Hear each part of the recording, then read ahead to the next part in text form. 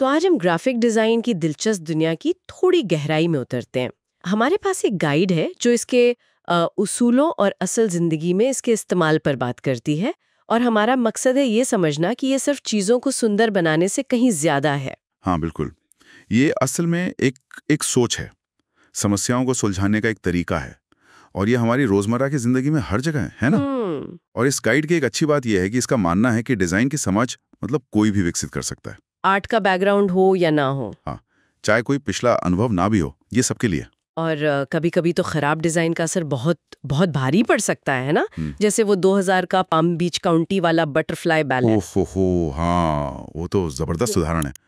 कैसा कंफ्यूजन हुआ था उस लेआउट की वजह से, लोगों ने गलत वोट डाल दिए थे। डिजाइन का असर देखिए। बिल्कुल। अच्छा, ये गाइड काफी लचीली भी है, मतलब आप सीधे उस चैप्टर पर जा सकते हैं जिसकी जरूरत हो। हाँ, ये अच्छी बात है, अपने जरूरत के हिसाब से पढ़ सकते हैं। तो चलिए शुरुआत करते हैं कि एक डिजाइनर की तरह सोचते कैसे।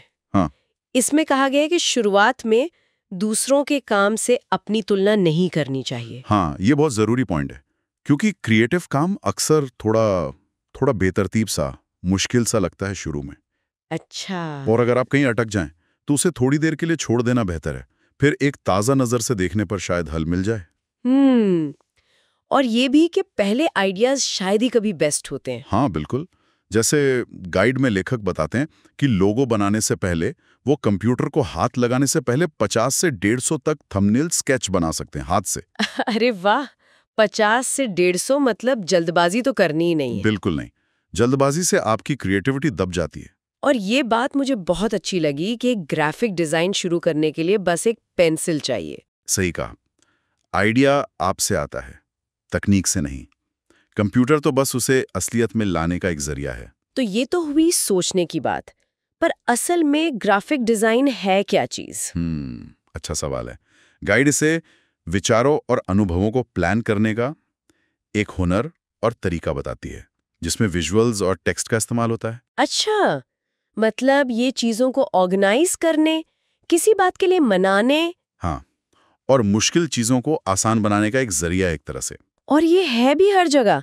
आपने कहा था ना, जैसे शर्ट के अंदर वो छोटा सा लॉन्ड्री टैग। हाँ, वहां से लेकर हमारे फोन के पूरे ऑपरेटिंग सिस्टम तक हर जगह डिजाइन है। तो मतलब डिजाइनर की भूमिका भी कई तरह की हुई, कलाकार भी, प्रॉब्लम सॉल्वर भी, स्ट्रैटेजिस्ट भी, टेक गुरु भी, बहुत कुछ मल्टीटास्किंग है ये तो। अच्छा, तो अगर इस फील्ड में करियर बनाना हो तो डिग्री कितनी जरूरी है? देखिए, गाइड कहती है कि डिग्री जरूरी तो नहीं है, पर हाँ फायदे हैं।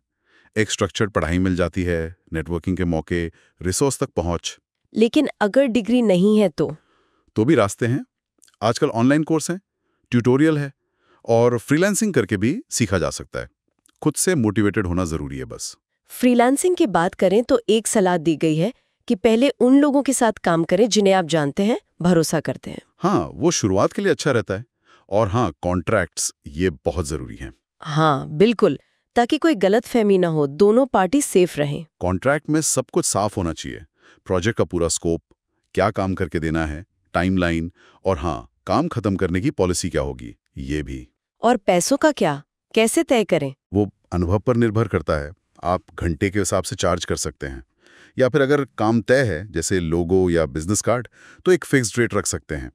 और कुछ क्लाइंट्स के साथ लगातार काम के लिए रिटेनर एग्रीमेंट भी होता है। और एक बहुत जरूरी बात जिस पर गाइड ने काफी जोर दिया है, स्पेक वर्क को ना कहना। हाँ, ये बहुत जरूरी मुद्दा है। स्पेक वर्क मतलब वो काम जिसके पैसे मिलने की कोई गारंटी नहीं। गाइड इसे शोषण की तरह मानती है। वो 40 शेफ वाला उदाहरण याद है? हाँ बिल्कुल। क्या आप 40 शेफ से खाना बनवाकर सिर्फ उसे पैसे देंगे जिसका खाना पसंद आया? नहीं ना। तो डिजाइन में भी ऐसा क्यों हो? ये ठीक नहीं है। सही कहा।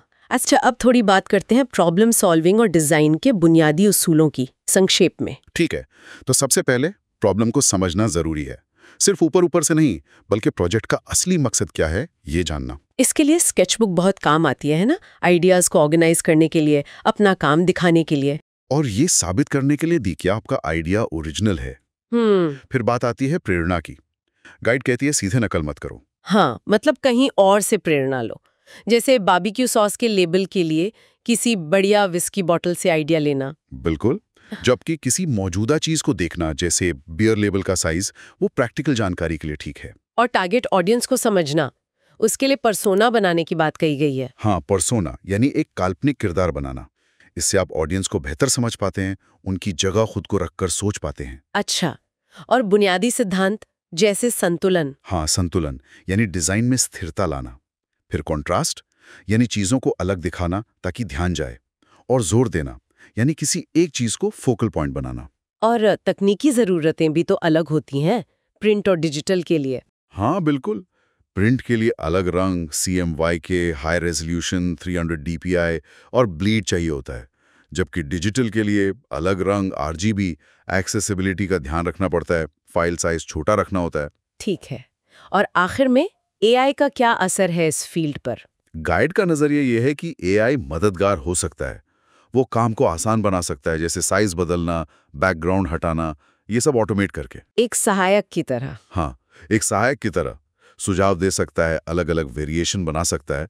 लेकिन गाइड ये भी साफ कहती है कि AI को वो काम करने चाहिए जो थोड़े उबाऊ हों, जैसे कपड़े धोना या बर्तन साफ करना वाला उदाहरण दिया है। मतलब असल क्रिएटिव काम इंसान का ही रहेगा। हाँ, मानवीय रचनात्मकता सबसे जरूरी है। AI मदद कर सकता है, जगह नहीं ले सकता। तो कुल मिलाकर हमने देखा कि ग्राफिक डिजाइन सिर्फ चीजों को सुंदर बनाना नहीं है। नहीं, बिल्कुल नहीं। ये एक गहरी समस्या सुलझाने की प्रक्रिया है। इसमें हमदर्दी चाहिए, बार बार कोशिश करने का जज्बा चाहिए और उसूलों और टूल्स का सही इस्तेमाल करना आना चाहिए। एक मामूली पेंसिल से लेकर मुश्किल सॉफ्टवेयर तक हर कदम मायने रखता है। सही कहा। और ये हमें एक बहुत ही दिलचस्प सवाल पर लाकर छोड़ता है। जैसे जैसे AI डिजाइन के ज्यादातर कामों को ऑटोमेट और ऑप्टिमाइज करने का वादा कर रहा है, तो सवाल ये उठता है कि अगर मशीनें कुशलता और दोहराव वाले काम संभाल सकती हैं, तो फिर इंसान डिजाइनर की वो खास, वो जरूरी भूमिका क्या रह जाती है? सोचने वाली बात है। इंसान की क्रिएटिविटी का वो कौन सा असली अनोखा सार है जिसे AI सिर्फ मदद कर सकता है पर शायद कभी दोहरा नहीं सकता? इस दुनिया में जहां एल्गोरिदम्स सब कुछ तय करते जा रहे हैं, वो बेतरतीब, मुश्किल और असहज लगने वाली इंसानी प्रक्रिया कैसे असल में नए और हमदर्द समाधान लाना जारी रखेगी? ये वाकई एक बड़ा सवाल है जिस पर सोचना चाहिए।